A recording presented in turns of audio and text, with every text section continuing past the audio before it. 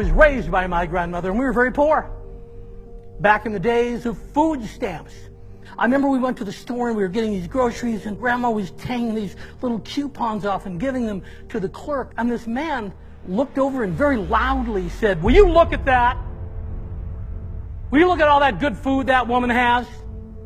My family doesn't have good food like that." And he says, "And I'm paying for that. Old woman, how are you ever going to pay me back for all I've done for you? How are you ever going to pay society back for everything that we have done for you?" I was so scared. I was 8 years old. I hid behind my grandmother. My grandmother pulled me out from behind her, and she put her hands on my shoulders. And here's what she said to him: "I will never be able to pay you back. I will never be able to pay society back. But do you see this child? Someday this child will pay you back in ways that you cannot imagine." I didn't believe her then, but she believed in me. I learned leadership by being a good follower. The leaders in my life have asked me to do some of the most difficult things. I had a leader that asked me to risk my life in Vietnam. We were up on this hill, and we were trapped, and we were outnumbered 20 to 1. They were coming up to kill us. And they radioed us and said, "You're going to die because we can't get to you because of the fog. But if we blow up half the hill, you can go down that half and get away. But we need 5 of you to stay back and slow up the enemy so they don't flank the ones that are escaping." Really? Who would that be?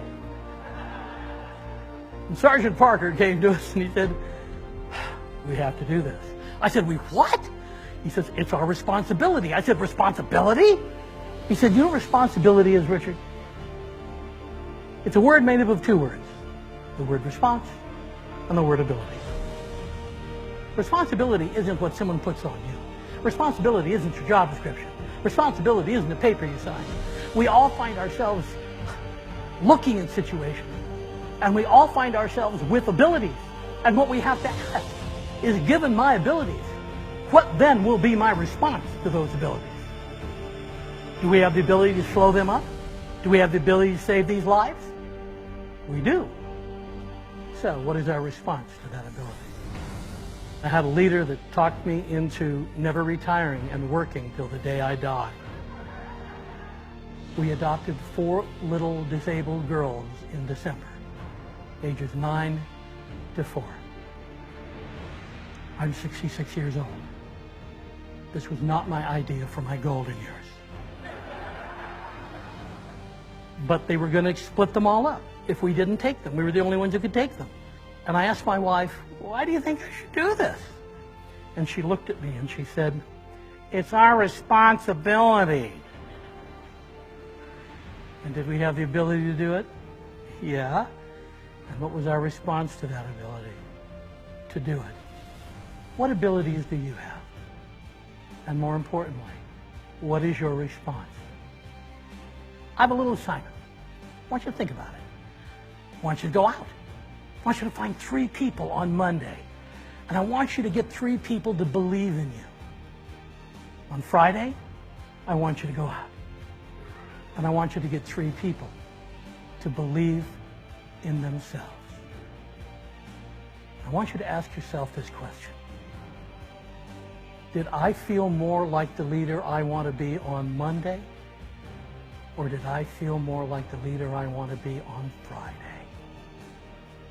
Leaders do not get people to believe in them. Leaders find ways to get people to believe in themselves. This year, believe in somebody. And my friends, how will these people pay you back for all you've done for them? I'll tell you how they will pay you back: in ways that you cannot imagine.